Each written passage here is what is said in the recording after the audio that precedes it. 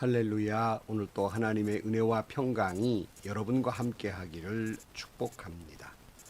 우리는 지난 시간까지 예레미야 애가를 같이 묵상했습니다. 이스라엘이 하나님을 멀리하고 제사장과 장로들마저도 타락함으로 말미암아서 하나님께 심판을 받았던 그 내용을 살펴보면서 한국 교회를 되돌아 보았습니다.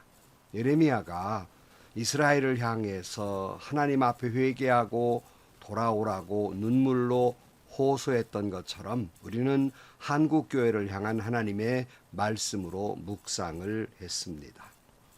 그렇다면 우리 한국 교회도 우리 교회도 하나님의 교회가 새롭게 되어야 할 것입니다. 이스라엘이 무너진 성전을 다시 지었던 것처럼 한국 교회도 리빌드해야 할 것입니다. 다시 지어가야 한다는 말씀입니다. 그러기 위해서는 언제나 처음으로 돌아가는 것, 새로운 모습으로 돌아가야 하겠습니다. 그런 의미에서 오늘부터 하나님의 교회가 초대교회가 시작된 모습을 보면서 우리가 사도행전을 묵상한다는 것은 의미가 있는 말씀이라고 생각합니다. 우리는 사도행전을 성령행전이라고 부르기도 하고 교회행전이라고 부르기도 합니다. 우리는 사도행전을 묵상하면서 하나님께서 꿈꾸는 하나님의 교회의 모습을 꿈꾸면서 한국 교회가 다시 한번 새롭게 되는 꿈을 꾸는 말씀의 묵상이 되기를 주의 이름으로 축복합니다. 오늘 아침 하나님께서 우리에게 허락해 주신 말씀은 사도행전 1장 1절에서 11절 말씀입니다.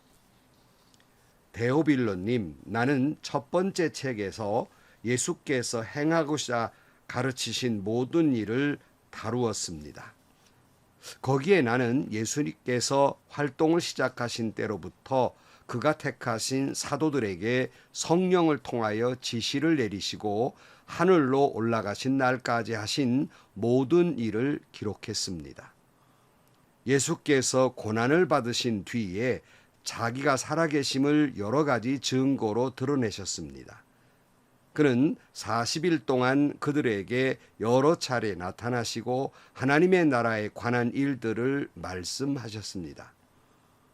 예수께서 사도들과 함께 잡수실 때에 그들에게 이렇게 분부하셨습니다. 너희는 예루살렘을 떠나지 말고 내게서 들은 아버지의 약속을 기다려라. 요한은 물로 세례를 주었으나 너희는 여러 날이 되지 않아서 성령으로 세례를 받을 것이다. 사도들이 한자리에 모였을 때에 예수께 여쭈었다. 주님께서 이스라엘에게 나라를 되찾아 주실 때가 바로 지금입니까? 예수께서 그들에게 말씀하셨다. 때나 시기는 아버지께서 아버지의 권한으로 정한 것이니 너희가 알 바가 아니다. 그러나 성령이 너에게 내리시면 너희는 능력을 받고 예루살렘과 온 유대와 사마리아에서 그리고 마침내 땅 끝에까지 이르러 내 증인이 될 것이다. 이 말씀을 하신 다음에 그가 그들이 보는 앞에서 들려 올라가시니 구름에 쌓여서 보이지 않게 되었다. 예수께서 떠나가실 때에 그들이 하늘을 쳐다보고 있는데 갑자기 흰옷을 입은 두 사람이 그들 곁에 서서 갈릴리 사람들아 어찌하여 하늘을 쳐다보면서 서 있느냐? 너희를 떠나서 하늘로 올라가신 이 예수는 하늘로 올라가시는 것을 너희가 본 그대로 오실 것이다 하고 말하였다. 아멘. 모두에 말씀드렸습니다마는 이 사도행전을 성령행전이라고 이렇게 부르기도 합니다. 우리는 이 사도행전을 같이 묵상하면서 성령이 우리 가운데 놀랍게 역사하는 그런 축복이 있기를 축원합니다. 예레미야 애가를 살펴볼 때 마지막 부분에 가서 하나님께서 주께로 우리를 돌이키시사 우리의 날을 다시 새롭게 하옵소서 하는 예레미야의 기도의 내용을 우리가 살펴보았습니다. 오늘 사도행전을 묵상하면서 성령이 함께 하셔서 우리로 하여금 다시 한번 여호와께로 돌이키게 하시고 우리의 날들이 한국교회의 날들이 새롭게 되는 놀라운 역사가 있기를 축복합니다. 다 잘 아시는 대로 사도행전은 누가복음을 기록한 누가가 누가복음에 이어서 이제 2편으로 기록한 말씀입니다. 누가는 누가복음 마지막 부분에서 예수님 부활하신 후의 말씀을 기록하고 있고 이제 그 사도행전으로 넘어오면서 그 예수님이 승천하신 모습을 사도행전 1장에서 기록하고 있습니다. 그런 거로 누가복음과 사도행전은 바로 이어져 있음을 알 수 있습니다. 특별히 오늘 1절 말씀에 보면 데오빌로님, 나는 첫 번째 책에서 예수께서 행하시고 가르치신 모든 일을 다루었습니다. 거기에 나는 예수께서 활동을 시작하신 때로부터 그가 택하신 사도들에게 성령을 통하여 지시를 내리시고 하늘로 올라가신 날까지 하신 모든 일을 기록했습니다. 여기 첫 번째 책, 바로 이것이 바로 누가복음입니다. 특별히 데오빌로님이라고 부르고 있는데 누가복음에 이어서 사도행전도 데오빌로에게 보내는 편지 형식으로 쓰고 있습니다. 그러면 데오빌로는 어떤 사람인가? 성경학자들 간에는 아마 로마에 좀 고위직에 있는 사람일 것이다 이렇게 말하기도 하고, 또 어떤 사람들은 데오빌로라는 말이 꼭 어떤 존재하는 실존하는 사람을 의미하기보다는 예수를 믿는 모든 사람을 지칭하는 말이다 이렇게 해석하고 있기도 해요. 왜냐하면 여기 이름에 보면 데오란 말은 하나님이란 말이고 빌로란 말은 빌리아, 사랑이라는 말을 뜻하고 있습니다. 이게 합성어인데요. 그러니까 합해서 말하면 하나님을 사랑하는 사람이라고 해석해 볼 수 있습니다. 그래서 여기 데오빌로여라는 말은 실존의 사람이라기보다는 하나님을 사랑하는 사람들이여라고 해석할 수도 있다. 뭐 이렇게 말하기도 합니다. 아무튼 누가는 첫 번째 편지 누가복음에서 다 못다한 그 후속편을 사도행전에서 기록하고 있다 할 수 있겠습니다. 누가는 예수님께서 태어나셔서 십자가에 달리시고 부활하신 후에 승천하신 이야기를 기록했다고 말씀하고 있습니다.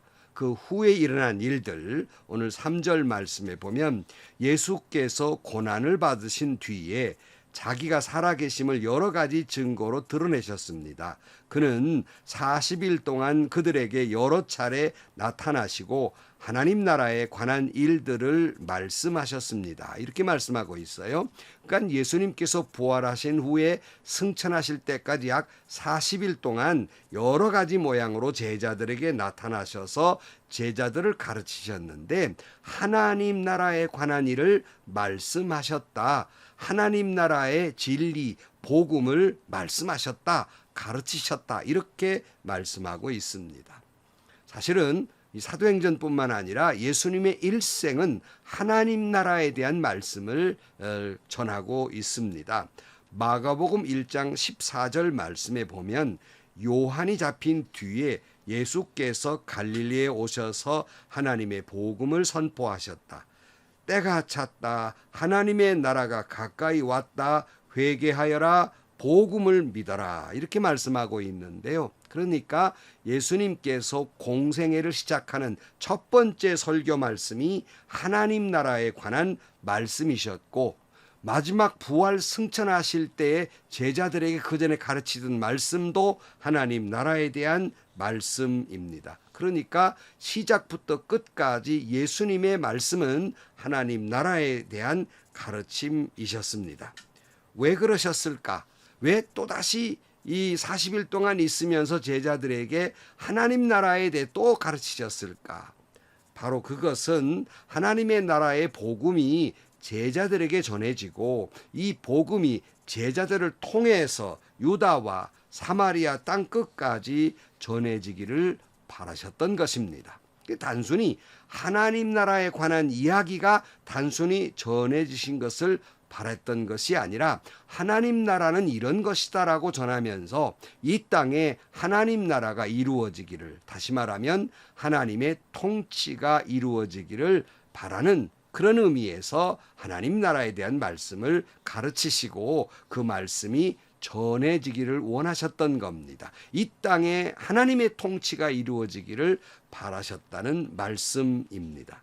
그러므로 우리가 예수 믿고 구원받은 사람으로서 새로운 인생을 살아야 되는데, 새로운 인생이란 말씀은 예수를 믿은 이후에 그 뒤로부터 그리스도가 내 안에, 하나님의 통치가, 하나님의 나라가 내 안에 이루어져야 하는 것입니다.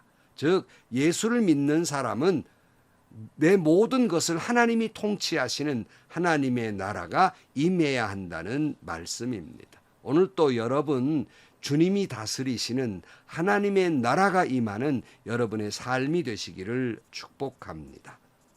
바로 이 사도행전은 그 하나님의 나라가 어떻게 전해지고 있는가를 말씀하고 있습니다. 다시 말하면 하나님의 나라의 복음이, 하나님의 통치하심이 어떻게 전해지고 어떻게 넓혀져 가는가, 하나님의 나라의 지경이 어떻게 넓혀져 가는가를 말씀하고 있다 할 수 있겠습니다. 4절 말씀에 보면 예수께서 사도들과 함께 잡수실 때 그들에게 이렇게 분부하셨습니다. 너희는 예루살렘을 떠나지 말고 내게서 들은 아버지의 약속을 기다려라. 요한은 물로 세례를 주었으나 너희는 여러 날이 되지 않아서 성령으로 세례를 받을 것이다. 8절 말씀. 그러나 성령이 너희에게 내리시면 너희는 능력을 받고 예루살렘과 온 유대와 사마리아에서 그리고 마침내 땅 끝에까지 이르러 내 증인이 될 것이다. 이렇게 말씀해요. 그러니까 하나님이 우리를 택하셔서 예수를 믿고 구원받게 하신 것은 바로 이 하나님의 나라의 증인, 하나님의 증인으로 살아가게 하려고 우리를 택하신 것이다 하는 말씀입니다. 성도 여러분, 진정으로 여러분들이 예수 그리스도의 십자가의 은혜로 우리의 모든 죄가 용서함 받고 우리가 하나님 나라의 백성이 되었다고 하는 믿음이 있다면, 그 기쁨과 감격이 있다면 이 기쁨의 소식을 어찌 전하지 않을 수 있겠습니까? 이 굿뉴스, 기쁜 소식을 전하고자 하는 마음이 막 가슴에 막 끓어오르지 않겠습니까? 근데 오늘 본문에서 하나님의 증인이라고 말씀하신 이 증이라는 원어의 뜻은요, 순교자라는 의미를 가지고 있습니다. 그러니까 여러분, 우리가 하나님의 증인, 하나님의 나라의 증인으로 산다는 것은 그저 하루 이틀 그냥 그렇게 전하는 것이 아니라 순교자적 삶을 살면서 순교자적 각오를 하면서 하나님 나라를 전한 것이다 하는 말씀입니다. 실제적으로 예수님의 제자들은 이 하나님의 나라의 복음을 전하기 위해서 일평생을 살았고 모두 한결같이 순교하게 됩니다. 사도들은 자기 자신이 만난 예수, 자기가 경험한 예수를 전하지 아니하면 견딜 수가 없어서 그들의 메시지의 핵심은 예수님이 부활하셨고 예수님이 하나님 나라에 승천하셨다고 하는 이 복음이 그들의 핵심이었습니다. 그러므로 그들은 죽음이 두렵지 않았습니다. 하나님 나라의 증인으로 복음을 전했던 거예요. 근데 여러분, 증인이란 말이 무슨 말이에요? 법정에 가가지고 사실을 말하는 것, 사실대로 말하는 사람은 우리는 증인이라고 말합니다. 그러므로 우리는 하나님 나라의 증인이라는 건 그냥 사실을 말하면 됩니다. 어떤 사실? 내가 만난 예수, 내가 경험한 예수를 말하기만 하면 되는 거예요. 근데 우리가 이 복음을 전할 때 왠지 우리가 전도할 때 힘이 없는 까닭이 뭡니까? 내가 만난 예수를 전하고 있는 것이 아니라 다른 사람이 만난 예수, 다른 사람이 경험한 예수를 전하거나 아니면 그냥 내 머리에 경험된 것이 아니라 내 머리에 지식으로 된 것을 전하기 때문에 그것이 힘이 없는 것입니다. 내가 만난 예수, 내가 경험한 예수, 이 예수는 내 목에 칼이 들어와도 변할 수 없는 거 아닙니까? 내가 경험했는데요. 내가 아는데요. 그 예수를 힘있게 전하는 거예요. 누가 내가 만난 예수를 아니라고 할 수 있겠습니까? 우리는 그런 의미에서 분명히 예수를 전하게 되는 것입니다. 거짓을 위해서 목숨을 거는 사람은 없습니다. 우리가 순교를 각오하고 예수님의 증인이 되는 것은 내가 경험한 예수이기 때문에 목에 칼이 들어와도 우리는 전할 수밖에 없는 것입니다. 우리는 이 팩트를 총칼 앞에서 두려워하지 아니하고 이 사실만 전하면 되는 것입니다. 근데 여기서 성령이 너희에게 내리시면 너희는 능력을 받고 그랬어요. 그러니까 우리가 예수님의 증인으로, 하나님 나라의 증인으로 순교를 각오하고 전할 수 있는 것은, 내가 만난 예수를 전할 수 있는 것은 성령이 임해야 된다 하는 거예요. 성령의 능력으로 복음을 전해야 된다 하는 말씀이에요. 물론 요즘 뭐 전도 방법, 선교를 무슨 연구하고 여러 가지 다 학술적으로 또는 계획적으로 다 필요한 것들입니다. 그러나 이 복음이 전해지는 데는 어떤 내 생각이나 어떤 지략이나 잔꾀나 내 자신만의 몸부림이나 어떤 정책으로 전해지는 것이 아니라 성령이 너희에게 내리면 성령의 능력을 받고 라고 되어 있습니다. 성령의 능력으로 하나님 나라의 증인되는 것, 예수님의 증인이 되는 것, 복음을 전하는 것은 성령이 임해야 하는 것입니다. 4절 말씀에 보면 예수께서 사도들과 함께 잡수실 때 그들에게 이렇게 분부하셨습니다. 너희는 예루살렘을 떠나지 말고 내게서 들은 아버지의 약속을 기다려라 그랬어요. 이 약속을 기다려라. 언제 한 약속인데 약속을 기다리라고 하시는 말씀일까?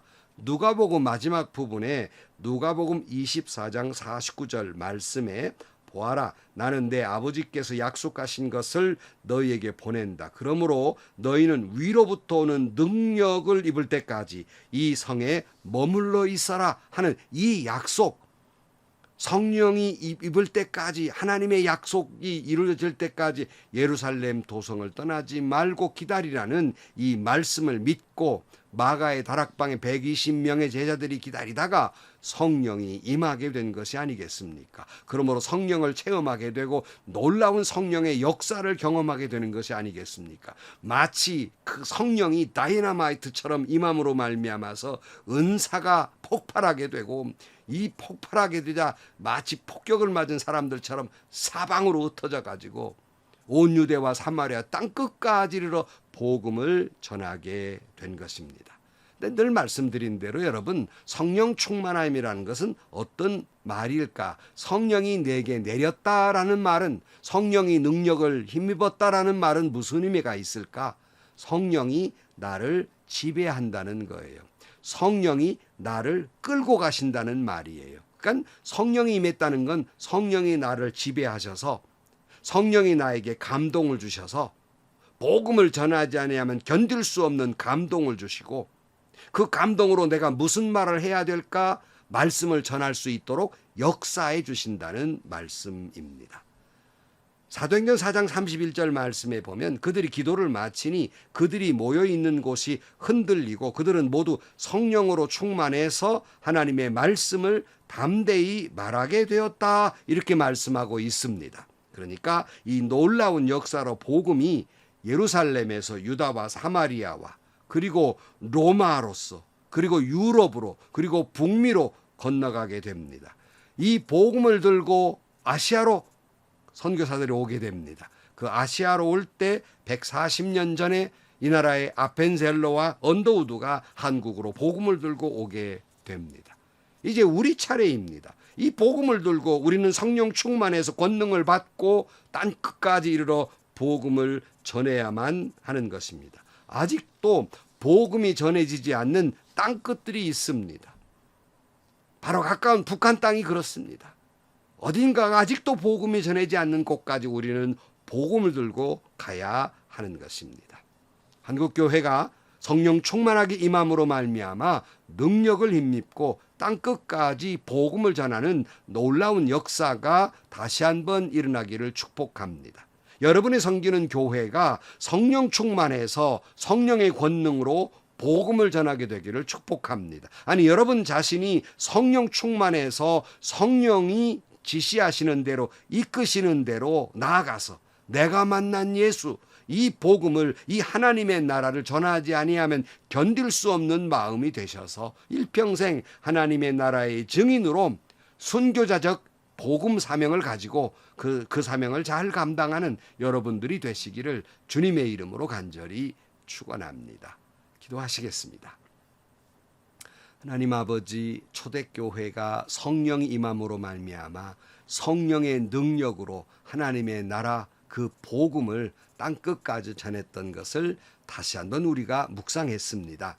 우리 한국 교회에, 우리가 섬기는 교회에, 우리 자신에게 성령이 임하셔서 성령이 우리를 이끌어 주시고 능력을 주셔서 사마리아와 땅끝까지 복음을 전하는 그 사명을 다하는 저희들이 되게 하여 주옵소서. 예수님의 이름으로 기도하옵나이다. 아멘. 성도 여러분, 한국교회를 리빌드하는 데 있어서는 새롭게 되는 데는 처음으로 돌아가야 합니다. 처음으로 돌아간 것은 바로 120명의 제자들이 열심히 성령이 임하기를 기도하고 기다리다가 성령 충만해서 교회가 시작이 됩니다. 다시 한번 한국교회가 성령으로 뜨거워지기를 축복합니다. 그러므로 새롭게 되는 놀라운 역사가 다시 한번 일어나기를 주의 이름으로 축원합니다. 오늘도 행복하시고요. 좋은 일이 가득한 하루가 되시기를 주님의 이름으로 간절히 축원합니다.